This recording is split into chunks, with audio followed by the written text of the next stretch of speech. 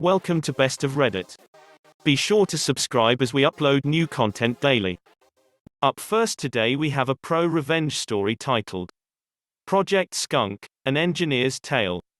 Decades ago I worked the worst crap job of my life as a software engineer, writing code for an OBD2 car code scanner at a completely dysfunctional business I'm not going to name, but I'll drop a hint and say all their products are all orange.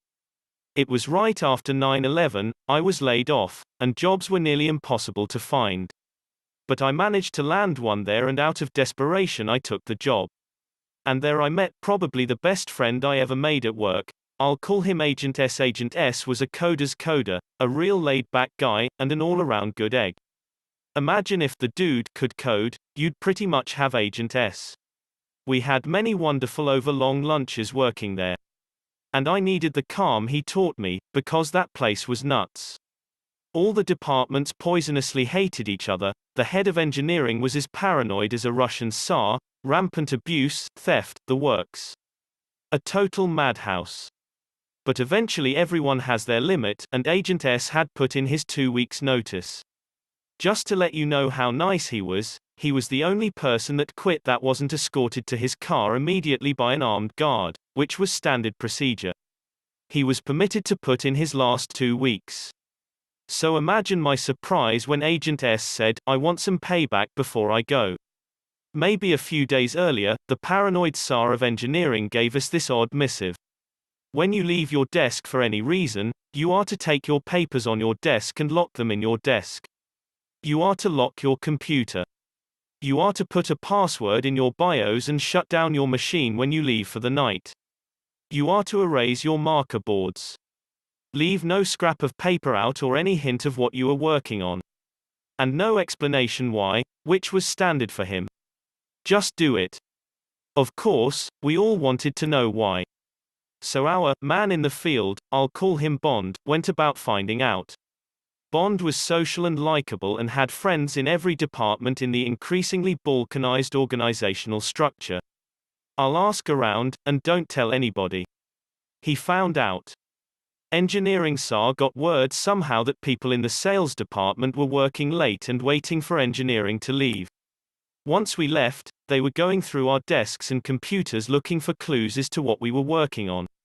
They would then copy this stuff down, claim it is a project I'm heading up, and present the material to their superiors so they could look valuable and get raises and all that fun sales stuff. Yes, I know, sales is supposed to query their customers for features they would like, then make proposals to engineering. I did say this place is dysfunctional, right? Engineers drove the product design since sales couldn't be bothered. And why should they, when they could just steal it instead? Right? So Agent S had had enough. We made Project Skunk. All projects in this place were named after an animal. We decided to leave a hint in the name that all was not as it should be. And we dreamed up the most amazing OBD2 scanner in the world. Here are some of the specs. Since everyone knows 32-bit processors are more expensive than 8-bit processors, we would save money by using a 2-bit processor. The EEPROMs that held the automotive database were expensive as well. So to save space, we would use zip to compress the database 12 times and store it on a single 4K EEPROM. Predictive analysis. If you enter in the last few codes your car through, it would extrapolate and tell you the next part on your car that was going to break. I thought of this one, I'm especially proud of it. And so on. We spent a happy afternoon drawing up box diagrams, with flux capacitors and n-dimensional grommets and yo-yo-dyne compensators, lots of specs and analyses and other assorted bits of utter nonsense. We scattered them all over Agent S's desk, then went home.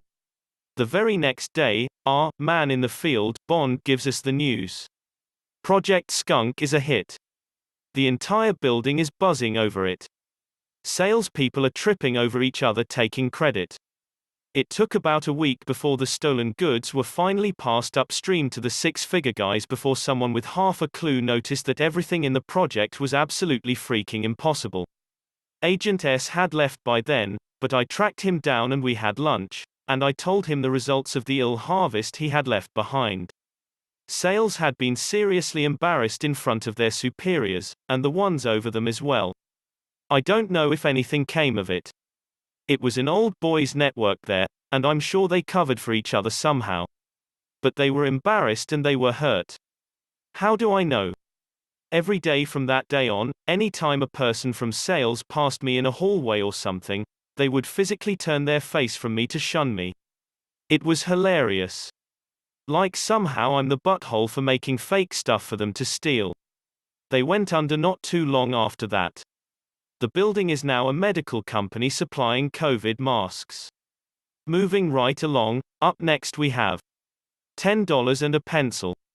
A post I made in another subreddit reminded me of this one. Enjoy. A few years ago, after changing jobs, I found myself in a new office, with a new phone number. After some orientation, training and other new hire stuff, I finally get to sit down and do the things. I get my voicemail and answering machine set up the email, and the phone rings. Good morning, engineering. Yeah, when can I take the GED test? Sorry, wrong number. Click. Rings again. Seriously, when can I take the GED test? Like I said, wrong number. Bye. This went on for weeks. 15 to 20 calls a day. People screaming at me for not being the adult learning center. One day, an epiphany. This isn't the adult learning center. Nope, do you know the number? Check Google, I did. This is the number on their website. Oh really? A little Google of my own, and I dig up a few numbers, and give them a call. They tell me that they don't maintain their website, and there's nothing they can do about it, and it's not their problem. I'm just going to have to deal with it. My favorite line of that conversation was, "What are you going to do about it?" I work for the state. You can't do naughty word. Bye bye. And you can imagine that, bye bye, just dripped with the condescension that only hubris and decades of Karenhood can muster. Oh. Heck. No. Let's dance. The next day. Good morning. When can I take the GED test? We give that on request, it takes about an hour and a half. Come on down. Oh, awesome. How much it? $10. Bring a pencil. We'll sharpen yours, but we can't supply them. Budget cuts, you know. Nor, I get it. See you in a bit. Take your time. They don't like me telling you this, but if you get here before we close, they have to give you the test. See you when you get here. Thanks, man. See you later. Now for those of you who don't know, the GED test takes a whole day. It also usually costs upward of $100, depending on the state. In the state I was living and working at the time, it was around $200. As such, it was only offered at certain intervals.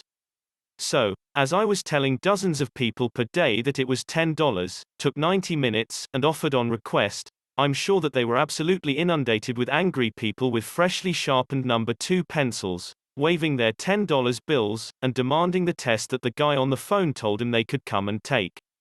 Every morning, I checked the website, to see if my phone number was still on there. I also took the liberty of crawling around and getting the phone numbers for some managers. I was happy to hand these out when people called back to complain that they hadn't been allowed to take the test.